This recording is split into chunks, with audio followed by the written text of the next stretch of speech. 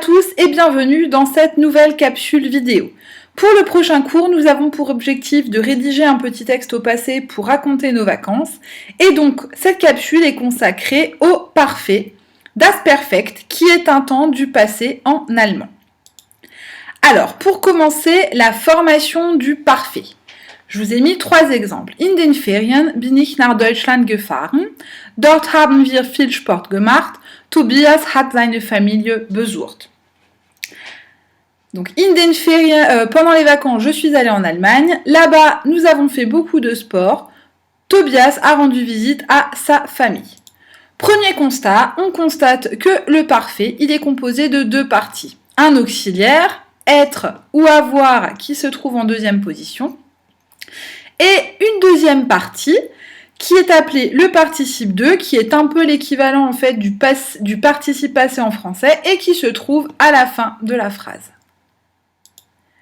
Donc, pour former le passé, on utilise l'auxiliaire sein ou haben conjugué au présent, plus le participe de ou le participe passé. Alors attention, le participe de, il est invariable. C'est l'auxiliaire en fait qui se conjugue. Le participe de, il restera toujours comme ça. Contrairement au français, on ne rajoute pas de S pour le pluriel ou quelque chose pour le féminin. Il va rester dans la forme que vous voyez ici. Alors vous allez me dire, mais madame, comment est-ce qu'on sait si on doit utiliser sein ou haben? Alors c'est pas très compliqué. Pour les verbes d'état, être, sein, werden, devenir, bleiben, rester, et donc les autres, on utilise sein. Ich bin gewesen, ich bin geworden, ich bin geblieben. Pour les verbes intransitifs, c'est-à-dire les verbes sans COD qui expriment un changement d'état ou de lieu, par exemple fahren ou fallen, on utilise aussi l'auxiliaire sein. Fahren, ich bin nach Deutschland gefahren, donc je suis allée en Allemagne, ou fallen, ich bin gefallen, je suis tombée. On passe d'une position debout à une position à genoux ou aplati par terre. Et on utilise haben dans tous les autres cas pour tous les autres verbes. Donc il faut toujours réfléchir, est-ce que mon verbe c'est un verbe d'état ou est-ce que mon verbe il exprime un changement d'état ou un changement de lieu? Alors, je vous ai mis également un petit rappel de la conjugaison des auxiliaires en allemand. Surtout, n'hésitez pas, recopiez cette conjugaison à l'arrière de votre cahier dans la partie conjugaison. C'est vraiment à connaître par cœur. Ces 2 verbes, ils vont vous aider dans plein de situations. Et en plus, ils sont nécessaires pour former d'autres temps en allemand. Donc, ils sont vraiment à connaître par cœur. Donc, si ce n'est pas déjà fait, puis un petit rappel en début d'année, ça fait du bien. On recopie. On prend une double page, on recopie ça dans la partie conjugaison et on la complétera au fur et à mesure de l'année avec, par exemple, d'autres temps, le dernier auxiliaire ou d'autres temps. Donc ça, c'est le petit rappel. On passe maintenant à la formation du participe de. Donc contrairement au français, je vous l'ai déjà dit, le participe de est invariable et c'est uniquement l'auxiliaire qui porte les marques de personne et de nombre. Et par contre, ce qui va être compliqué, différent du français, c'est qu'on a 2 sortes de verbes en allemand. On va un peu simplifier. Les verbes faibles ou réguliers et ce qu'on appelle les verbes forts ou irréguliers. On va commencer avec les verbes faibles ou aussi appelés verbes réguliers. In den Ferien habe ich tolle Wanderungen gemacht. Durant les vacances, j'ai fait de super randonnées. Wir haben am Strand gechillt. Nous nous sommes reposés à la plage. Max hat Basketball gespielt. Max a joué au basket. Alors, on constate que le participe de, il est toujours composé de ge, un petit préfixe, du radical du verbe et de la terminaison t. Pour tous les verbes faibles, vous aurez que la terminaison t, ça ne changera jamais car ils sont, je le rappelle, irréguliers. Petit rappel, trouvez le radical du verbe. On prend le verbe à l'infinitif, on enlève le en, et on trouve du coup le radical du verbe.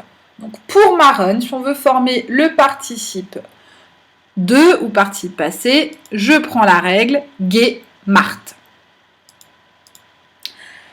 Donc maintenant, on va passer aux verbes forts, également appelés les verbes irréguliers. Chaque fois, je vous ai rappelé l'infinitif pour que vous puissiez bien voir ce qui est différent.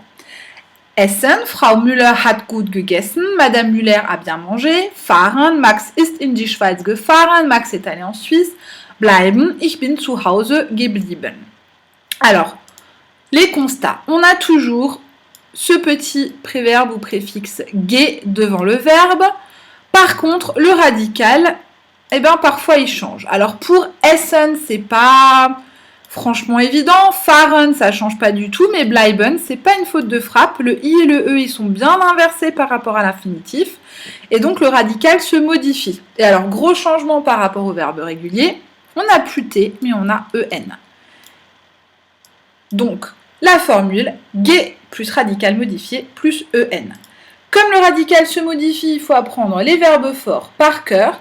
Et je vous distribuerai une petite liste lors du prochain cours pour vous aider à bien les conjuguer dans un premier temps.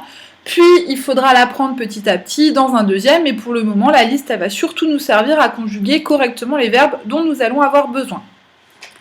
Je reprécise encore une fois que le participe de est invariable, donc la terminaison en restera toujours en, elle ne s'accorde pas, on ne rajoute pas quelque chose pour le pluriel, on ne change pas quand c'est féminin, c'est juste la distinction verbes faibles, ils prennent un t, les verbes forts, ils prennent en. Alors, une autre petite particularité, c'est un petit peu compliqué, mais je voulais l'aborder quand même, comme ça la leçon est complète. On voit que dans certains exemples, on n'a pas toujours la petite particule ge avant le verbe. Alors, je vous en ai mis 5. Fußball spielen, hat Fußball gespielt. On a le ge. Sich ausruhen, in den Ferien habe ich mich ausgeruht. On a le ge entre le aus et le ruht, mais il est là. Sich amusieren, wir haben uns amüsiert. Viele Museen besichtigen, Martina hat viele Museen besichtigt. Die Sonne genießen, ich habe die Sonne genossen. Dans les 3 derniers exemples, vous allez me dire, il est où le ge? Vous avez quand même passé 5 minutes à nous expliquer qu'il fallait mettre un ge pour former le P2, et là, tout d'un coup, il disparaît. Alors, petite explication. Le participe de, il se forme généralement, ou dans pratiquement tous les cas, avec le préfixe ge. C'est le cas des 2 premiers exemples. Fußball spielen, sich ausruhen. Le petit rond que vous avez devant le verbe, en fait, c'est l'accentuation. Et il se trouve qu'en allemand, les verbes, ils sont généralement accentués sur la première syllabe. Généralement, je ne vous mets pas le petit rond d'accentuation quand j'écris un verbe, parce que les verbes sont toujours accentués sur la première syllabe. Donc, ce n'est pas une exception. Donc, quand vous n'avez rien, vous savez que le verbe, il se forme avec ge. Hat Fußball gespielt, in den Ferien habe ich mich ausgeruht. Par contre, dans certains cas, le participe de se forme sans le préfixe ge. Et là, vous constatez que l'accentuation, elle n'est pas sur la première syllabe, mais elle est autre part dans le verbe. Sich amüsieren, wir haben uns amüsiert. Viele Museen besichtigen, Martina hat viele Museen besichtigt. Die Sonne genießen, ich habe die Sonne genossen.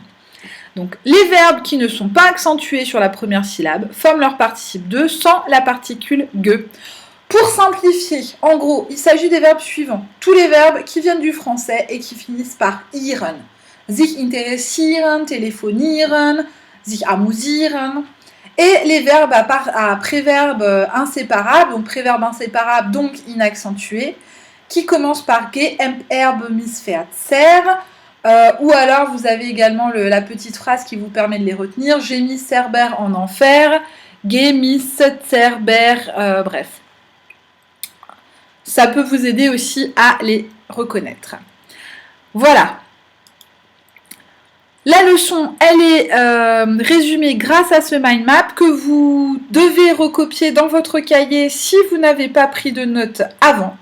Vous trouverez également le mind map en pièce jointe dans votre cahier de texte. Je précise également que c'est à vous de créer votre mind map comme vous l'entendez. Là, vous avez un exemple que vous pouvez juste recopier. Mais si par exemple, vous n'avez pas besoin de la conjugaison de sein et haben, n'hésitez pas à mettre juste sein, haben sans la conjugaison au présent et ensuite le reste de la leçon. Voilà. Donc, je vous dis à très bientôt et bonne continuation. Tchuss!